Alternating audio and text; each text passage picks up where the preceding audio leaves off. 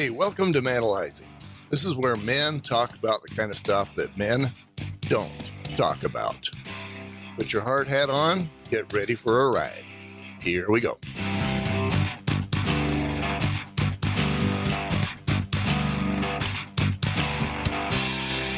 Hey, welcome to Manalizing, where men talk about what men don't talk about. I'm Garth Haslam. In this interview, I'm talking with Mark Bartholomew. He's a good man. He's an Army vet, and he has a story to tell, one that keeps him up at night, and one that he is dealing with in the best way that he knows how to do, and one that I can understand why that keeps him up. It tears me up to hear of or think of his story as well. It's something he has to carry, and it's something that he needs to talk about, like the rest of us, in order to heal himself. Mark has dedicated himself to putting himself around other people who also need to be healed, and that's all of us, frankly. You know, you and I know that's all of us. But Mark is willing to deal with his demons, brokenness, and darkness by helping others deal with theirs. I admire that in Mark. He's a good man, and we all have a great deal to learn from a dude like this. Without further ado, here's the interview. Mark, I know nothing about you. Here's what I know about you, Mark. Your name is Mark, and you're a member of a father's rights group. That's what I know about you. Okay. You and I go back about 1 minute, so it's not like we've been best friends for 1,000 years. Tell me more about you. Let's start when you were little. What would you care? Where first off, where do you live presently? Where did you grow up? Who's Mark? I grew up in eastern North Carolina, Rocky Mount, which is a tiny little town. And I'm currently living in a suburb of Raleigh called Knightdale. You know, I'm 43 years old. I'm a disabled combat veteran. I spent time in Iraq as a combat medic, and I'm a dad to 4 kids. That gives you plenty of mileage on your body and your soul. Yeah. You've probably got the PTSD that you probably can't talk about, or can you? Let's go to your military experience. You know, I spent 8 years in the reserves. I was deployed for 17 months. Spent 13 months in combat. I was in Sadr City. Sadr City. Yeah, it's one of the areas in Baghdad.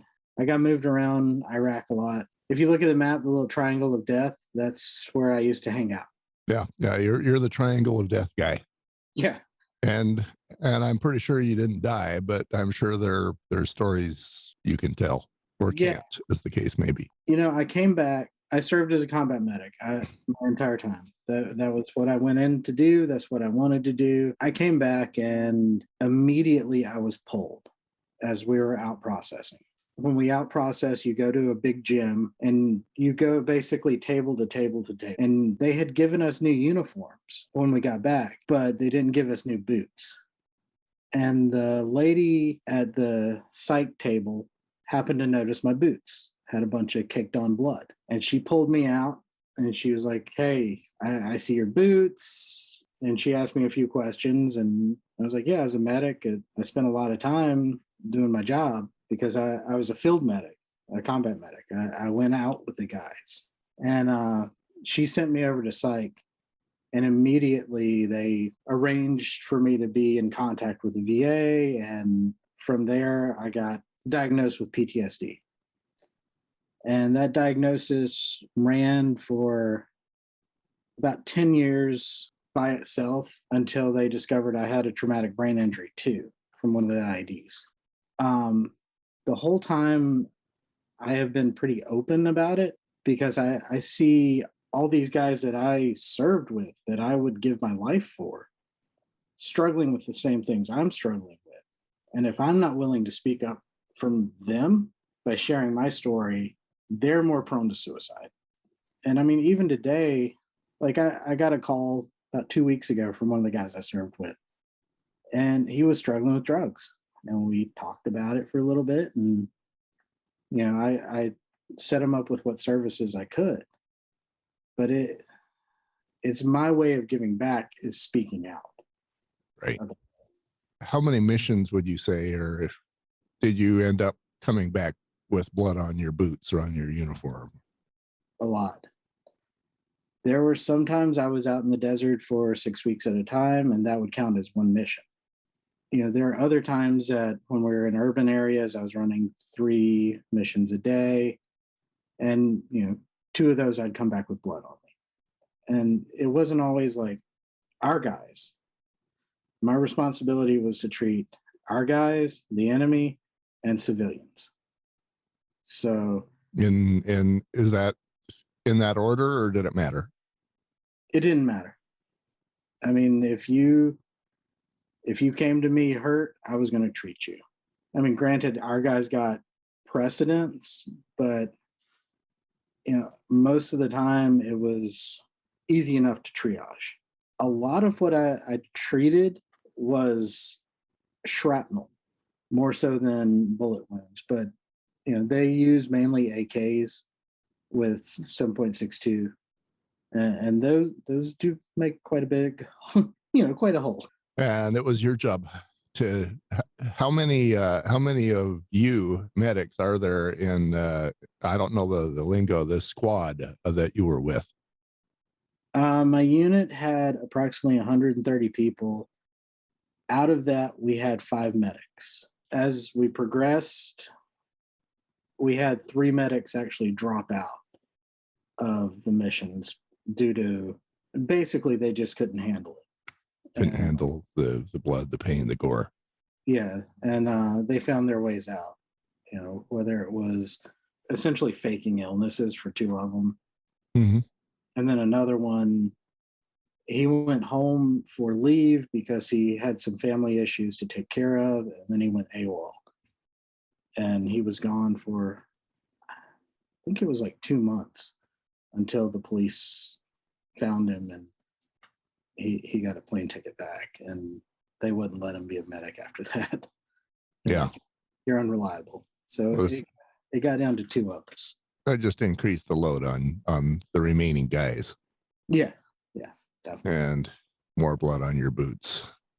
Yeah. Yeah, that has to have resulted in a lot of memories. How did that affect you right after you got home, and what's it doing to you now?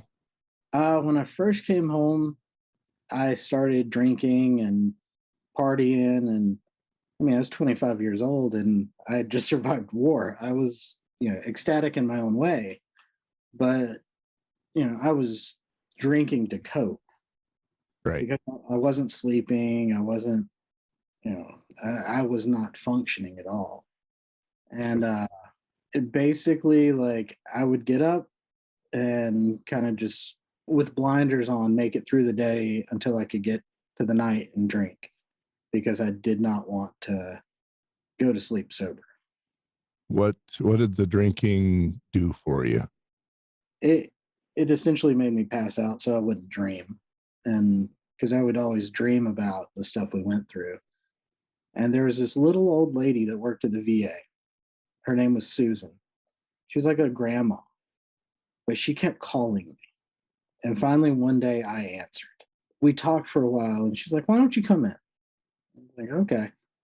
So I started going in, and that's when I got diagnosed with PTSD. And I stopped drinking, at least for a little while. And they tried all kinds of drugs. So basically, I traded one drug for another. Right. During that time, I moved, I think, 4 times, just bouncing from couch to couch. And I tried to go back to school to finish college, and I struggled. And I kept assuming that part was the PTSD. But I finally, it was really weird. My girlfriend at the time and my brother were both hounding me to get a dog.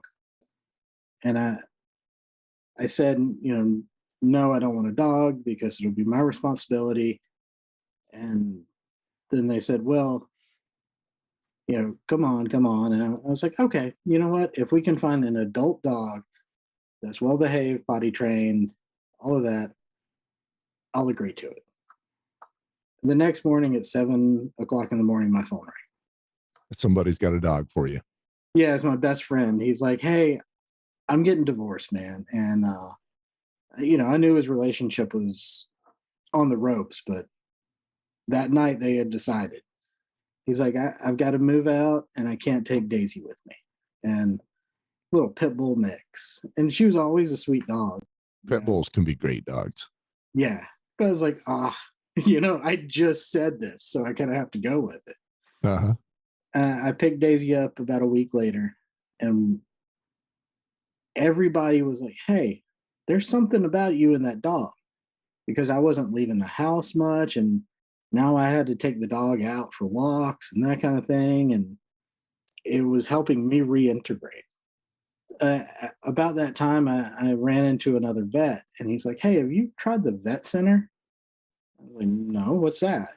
And the vet center is an VA, and it's strictly for combat vets and military sexual trauma victims.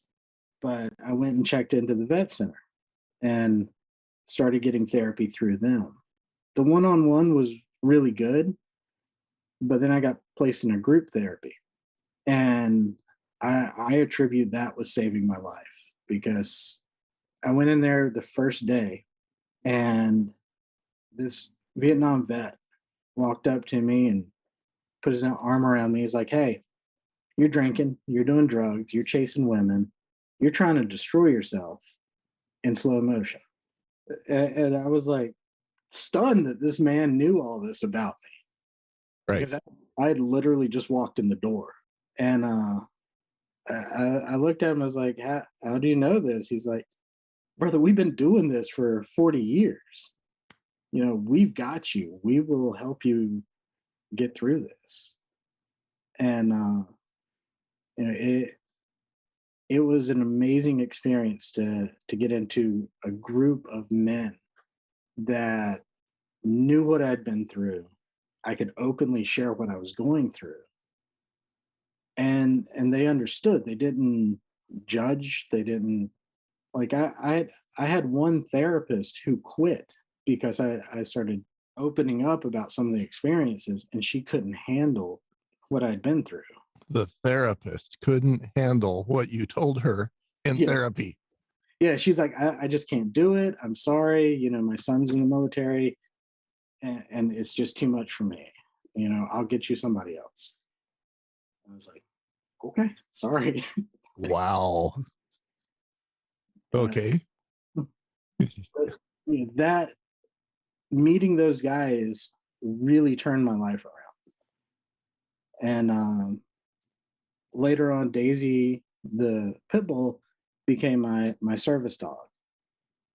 And Uh-huh. I've still got her. She doesn't function like a service dog anymore. She's 18, 19 years old.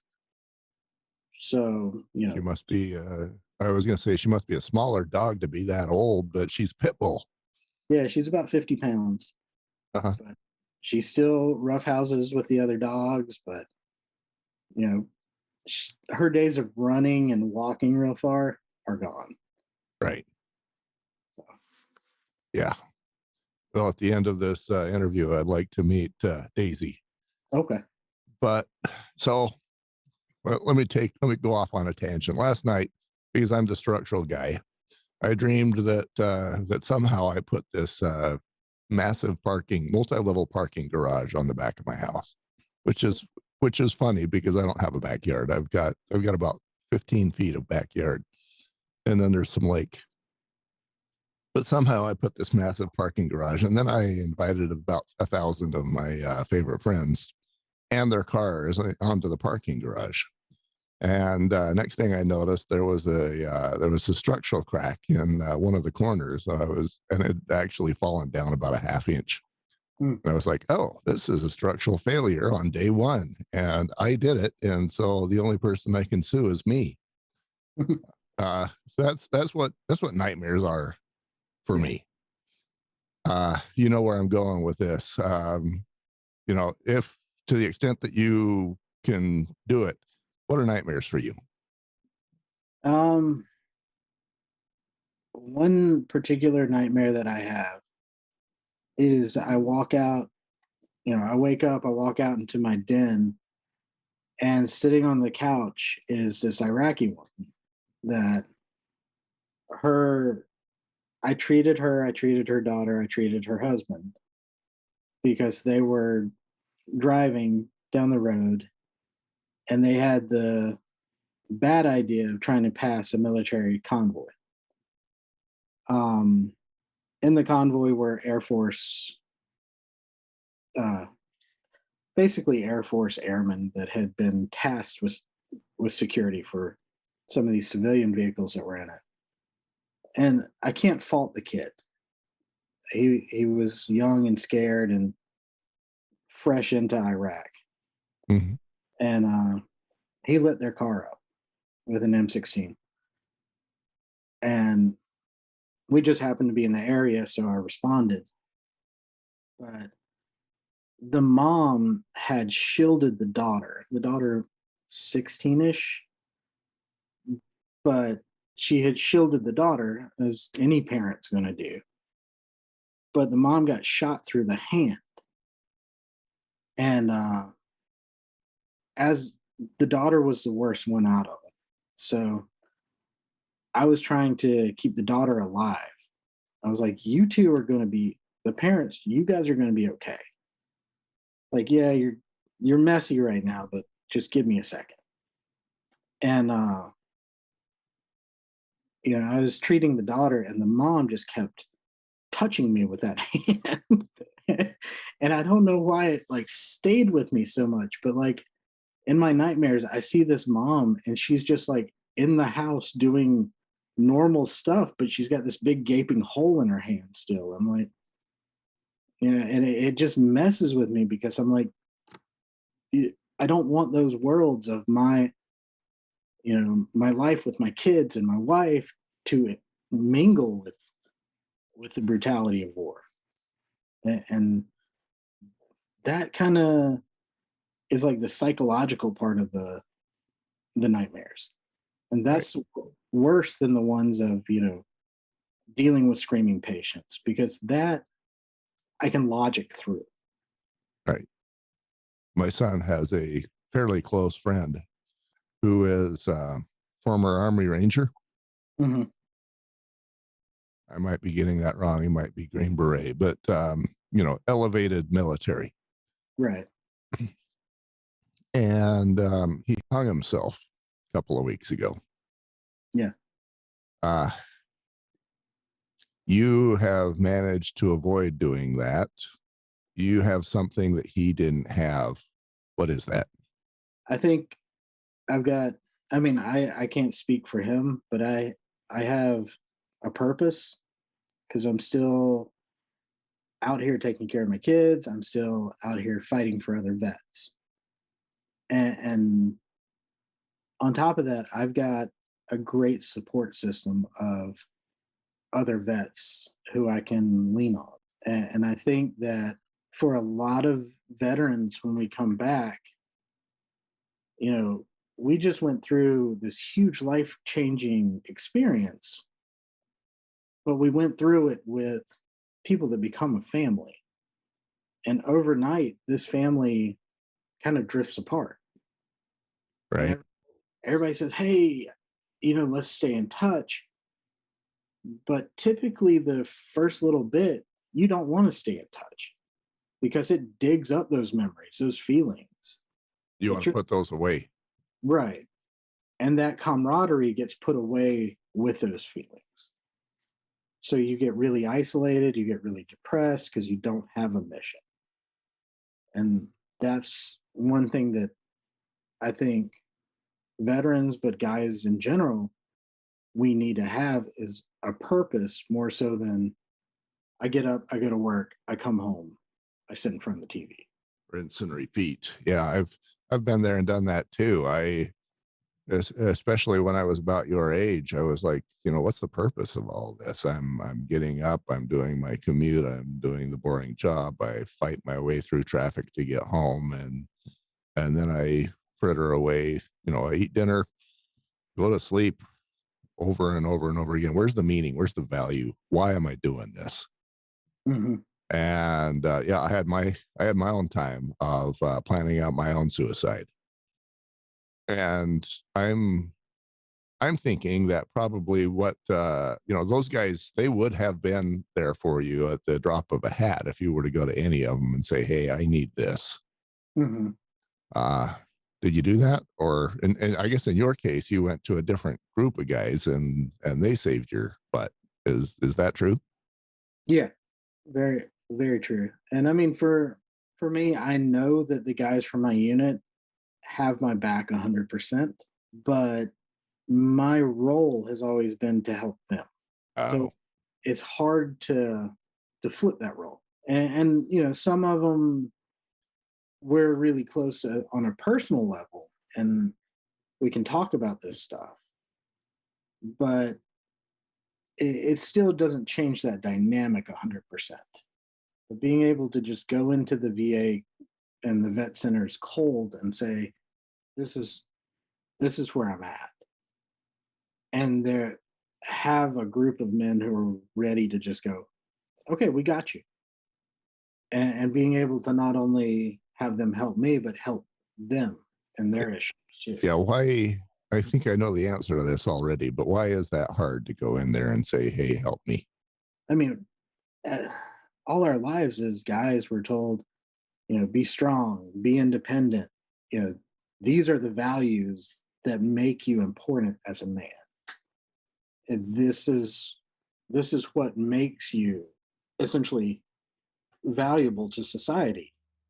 But when you're needing help, it makes it so much harder to be humble and say, "Hey, I don't know what to do here." This isn't just I'm putting together something and I need to watch a YouTube. This is I'm lost and I need a mentor. And I think one thing that we've given up over the years is having the older generation as a mentor for the younger. I'm going to say having anybody be a mentor for anybody. Yeah. Yeah, I think those Vietnam vets, they've got some years on them by now. They're older than me, but they have been through some rugged stuff. So I think as former military, you can trust and respect them and respect their advice. Yeah. What And, is it? Go ahead. I was just gonna say I lost my dad 12 years ago, I think it is now.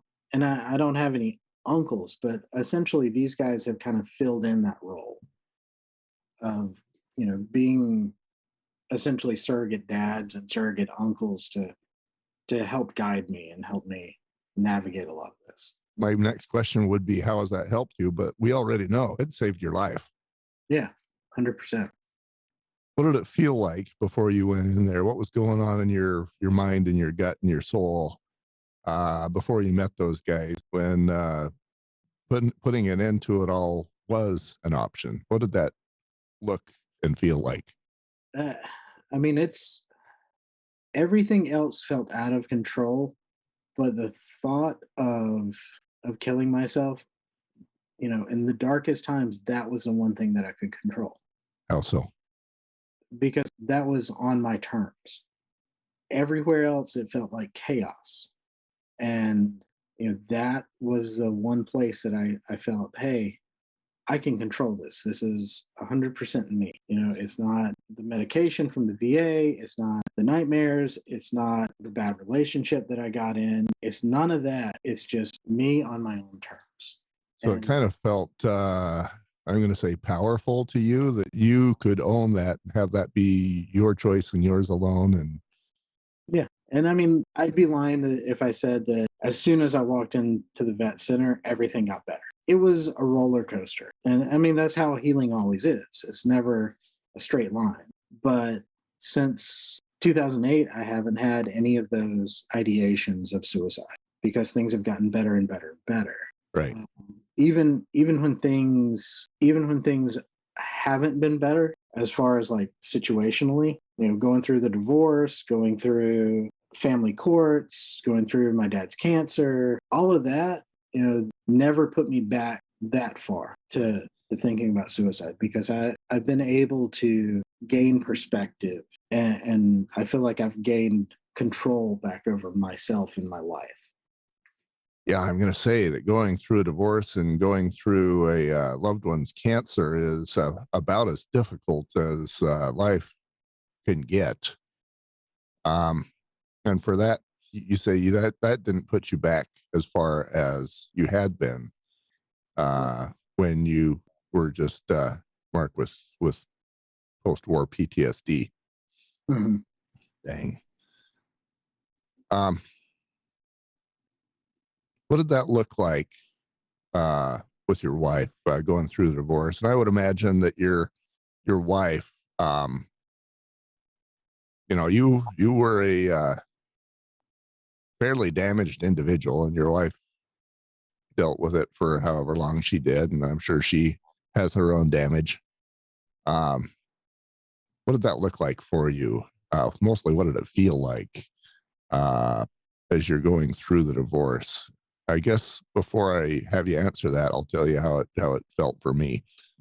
I left and I went from a house, decent sized house, with a bunch of screamy, bouncy, noisy kids and interactions all the time, everywhere, and messes and noise and relationships and talking. And even if it was clean up the house, it was at least you were talking to somebody. Mhm. And then I go to this little basement apartment where it's one bedroom, one small kitchen slash living room that's combined, and that's about the whole thing. And it was quiet. There was nobody talking. It was just stony, deadly silent. And I could turn on the radio or turn on the TV, and it didn't change the fact that there was nobody in the room. Mhm. And the silence killed me. Yeah. Uh, that's my experience. What did yours look like? Um, my relationship with my ex-wife was really toxic. Uh huh. Um, we basically everything ended up being my fault, no matter if it was or not. Uh huh. Uh, a lot of people in my life were like, "Hey, this is not a good relationship for you," Uh huh. and it took a long time for me to realize that. And when I realized it, that's when I asked her for the divorce and everything. And um, you know, basically, once we got to family court, uh, my PTSD, everything was used against me, even though it had never affected my kid or my parenting. And the only thing it had done is allowed me to be a stay-at-home dad, and that Right. was taken from me. And I know exactly what you're describing of the silence, because when my son wasn't here, when he wasn't with me, it was just horrible. But I took that time because once I started seeing how many other guys go through the same thing of just becoming a secondary parent, I took that time and used it to find myself again. And I started doing the things that I loved to do before I got into the relationship. And you know before I was constantly told, "Oh, you're a monster, you're just horrible, you're stupid," like all that nasty stuff that used to be said to me was suddenly gone. And I was like, "Whoa, hold on. I Yeah, I went through some rough times, but I'm a good person." And it took me a while to figure it out, but then I started, like, I got a gazetteer, which is kind of like a mini atlas of the state. I Right. was like, oh, well, I've never been here. And I would just, when my son was with my ex-wife, I'd go on a fishing trip or I'd go to a museum there and just kind of reconnect. And um, I'm going to say get to know yourself a little. yeah, and I got involved with an organization called the Joel Fund, which is a veterans organization, and they offer art classes. And I started these writing classes, blacksmithing classes, and I, I I've started painting again. And my ex wife always told me, she's like, I'm the creative one, not you. And yeah, and stupid me, I believed it. Yeah. So like for the longest time, like I didn't do anything creative. But next month I'm going to be in an art show. Nice. What flavor of art are you doing? They're going to have three of my paintings and one of my poems. Nice. So yeah, That's awesome. yeah, and I, I'm actually getting interviewed for the Joel Fund on Friday, and they'll be doing showing one of my digital stories with that. So, nice. Digital. What's a digital story? uh it's essentially basically a fancy name for a fancier slideshow. So what would you say is the single most difficult moment of your life that you're willing to talk about? Mm. The worst moment of my life is I I asked my ex-wife for a divorce on a Wednesday. And that Friday we had a couples counseling appointment. And we went in there and we talked and I was like, look, I just don't see us working, but I need us to get to a point where we can communicate and co-parent. Um, we left there, we went to lunch with my mom, and it wasn't great, but we were amiable. Then I was like, hey, I had plans to stop and pick up a few things that we needed at the house at the store. And my ex-wife took my son with her and was like, hey, I'll take him on home and we'll meet you there. I took maybe an hour to get home. And when I got home, nobody was there. I waited and waited, and I called my brother. I was like, hey, something's weird going on here. It's been a couple of hours. She's not answering her phone. She's not answering texts. She and Arthur aren't home. He was like, well, this was about 5 o'clock in the evening. And he was like, well, I'll come on by and we'll see what we can figure out. He came by and about 7 o'clock, he he's an attorney. He was like, go ahead and call the sheriff. Uh, if something's weird going on. So the sheriff came out and they started a missing persons report. And that entire weekend, I didn't know what was going on.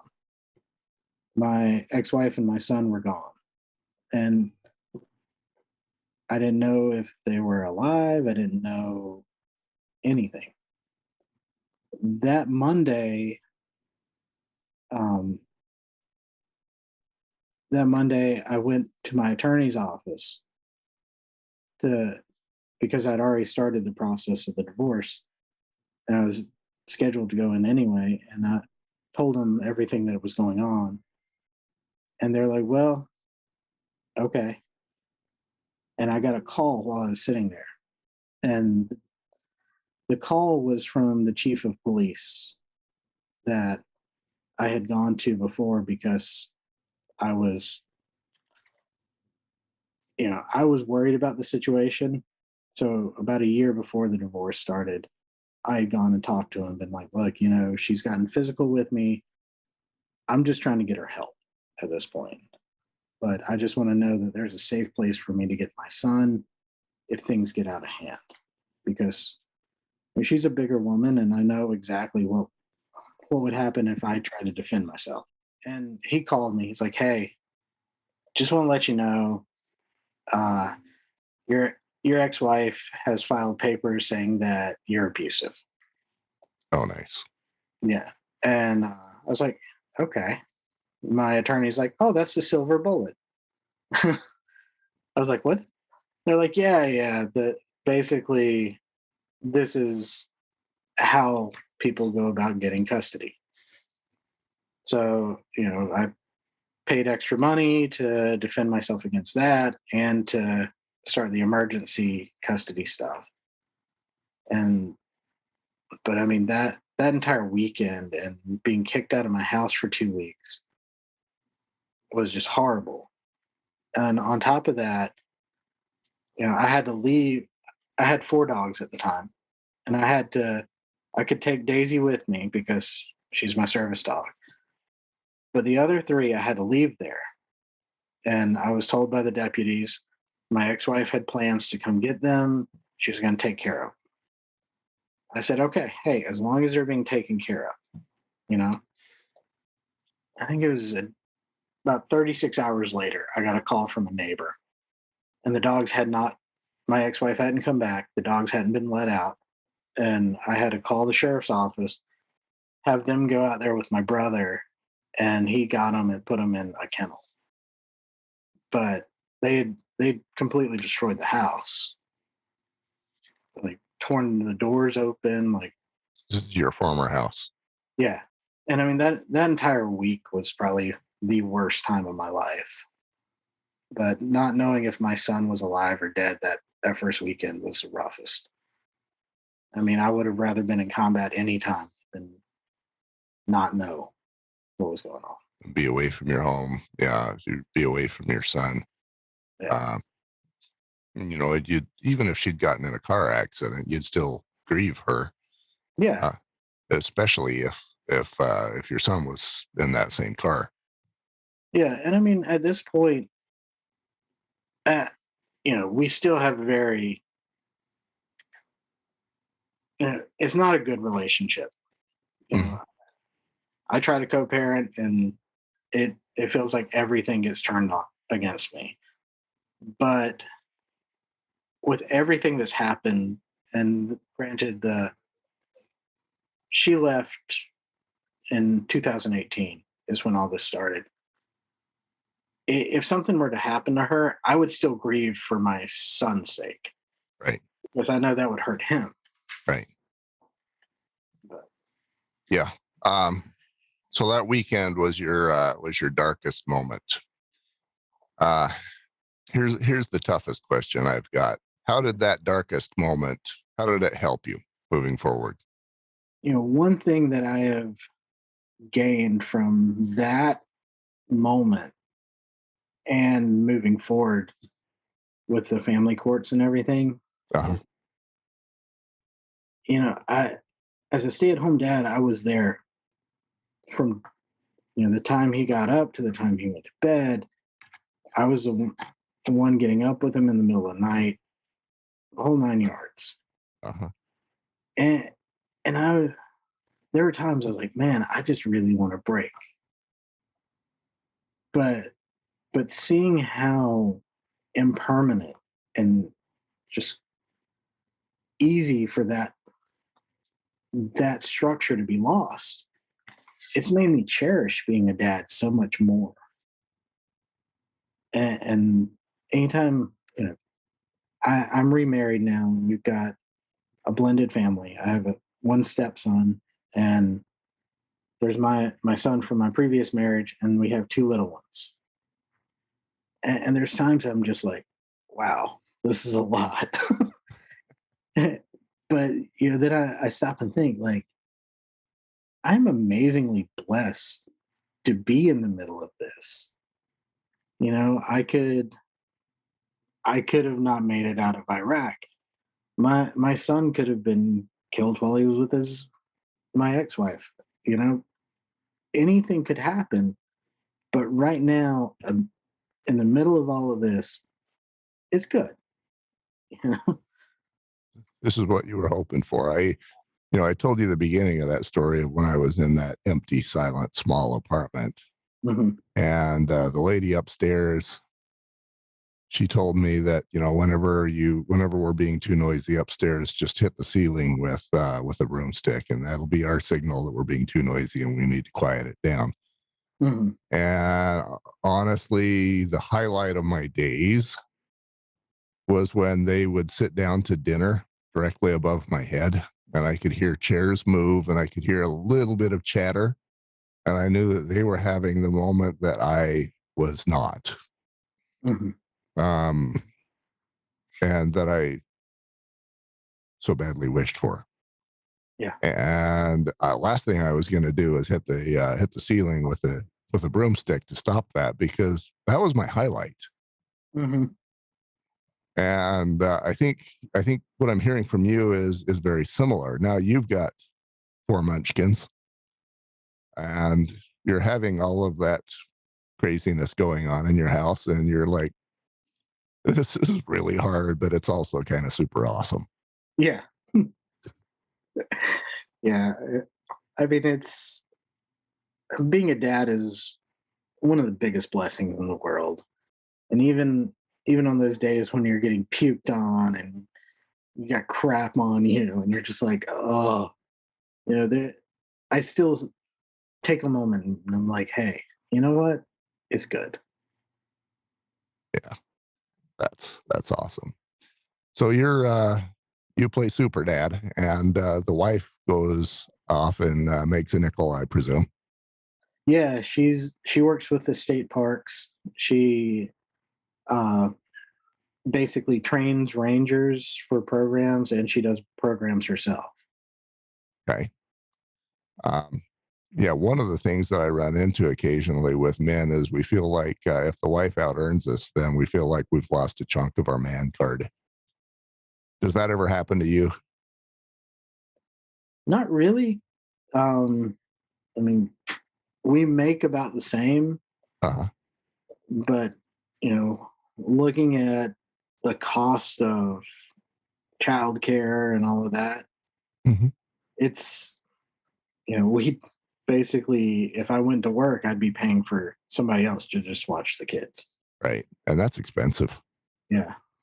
But I mean, you know, I'm happy that I get to be involved with the kids' lives because Uh-huh. growing up, my dad, he worked for the government and he would be gone, a week or sometimes more. And he always made time for us, but at the same time, it was like I wanted him more than he could be there. And I'm happy to be able to be this kind of rock for my kids. Yeah. I guess that's one step above what I consider to be the worst case is the kid who doesn't care if dad's at home, or even worse, is glad when dad's not home. Yeah. But I think you recognized from growing up that it's important to you to have dad home. So you're I'm sure drawing a good deal of value from the fact that you're dad and you're home. Yeah. Um, so how old are you? 43. 43. So 43-year-old Mark gets a DeLorean. Turns out it's a time machine. You get to go back to either the 39-year-old Mark and talk to him, or you get to go back to maybe Iraq and talk to that Mark. Which one are you going to talk to, and what are you going to tell him? It's hard to say because all the mistakes I've made along the way have brought me here. I think it would probably be the Iraq War one, Uh-huh. just because right before we came home, the unit replacing us had a master sergeant. He was an older guy, and he'd already been to combat and everything. And he pulled myself and the other medic aside, and he was like, "Look, this the war was the easy part. Going home, that's the hard part." And I remember sitting in the tent later with my partner, and just we were kind of like, whatever, we're going home. Like, we've survived. We made it. And you know, he was right. He was absolutely right. And I think I would tell myself, hey, believe him. Like, pay attention to what he's saying, because this man, he's walked in our shoes. He knows what's going to happen. Like, just brace yourself and get ready for a really rocky road. And you've recognized that, and uh, at some point, and then you've allowed yourself to be healed. And of course, healing will never be perfect, and it'll never be complete. I'm sure, but you've also allowed yourself to become the healer, Yeah, and I'm sure that's also part of your healing. Thank you for your service. I appreciate that. Hey, thank you for listening to that podcast on Manalizing. As the interviewer, I don't go hunting for guys who have stuff and interview those people. I go hunting for guys, and then I find out what their stuff is. These men are not unique. They are only unique in that they are men. If you are inspired by what you heard, this is my invitation. Join us. Find Manalizing.com, Manalizing.com. Check it out. Join a tribe. We can help each other. We don't have to be alone. That's my invitation. Thank you, and welcome to the tribe.